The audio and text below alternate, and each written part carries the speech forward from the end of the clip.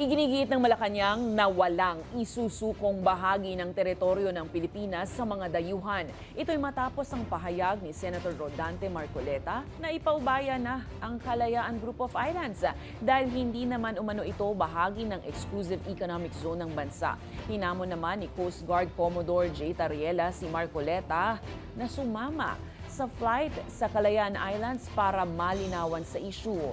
Pero kakasakaya ang senador. Ang balitang A to Z ni Ace Cruz.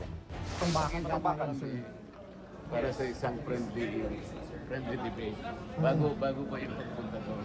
Para sa ganun maayos natin. Para sa kapakanan natin. Yan ang hamon ni Senador Rodante Marcoleta nang tanungin ng media kung kakasa siya sa imbitasyon ni Philippine Coast Guard spokesperson for West Philippine Sea Commodore J. Tariela na bumisita sa Kalayaan Group of Islands. Sa post sa X nitong weekend, inalok ni Tariela si Marcoleta na sumama sa flight sa mga isla para sa maritime domain awareness.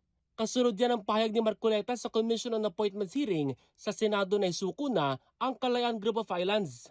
We will offer our lives, including the lives of our children, and to die for it, for something that is not even within our EEZ. Ang gawin natin po para madali, i-give up natin yung KIG. Umani ito ng negatibong komento lalo't bahagi ang Kalayaan Group of Islands ng munisipalidad ng Kalayaan sa Palawan. Ang pinakamalaking bahagi nito ay ang Pag-asa Island na may maliit na komunidad ng mga Pilipino na karaniway mga mangingisda. May paaralan, may uniform personnel at nakatayo roon ang bandilan ng Pilipinas. Kinastigo ni Senate President Pro Tempore Panfilo Lacson ang anyay mga traidor na handang ibenta o ipaubaya ang bahagi ng teritoryo ng bansa.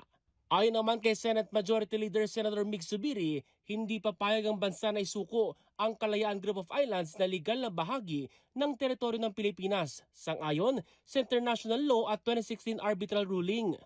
Obligasyon anya ng gobyerno na ipaglaban ang karapatan ng bansa sa Kalayaan Group of Islands.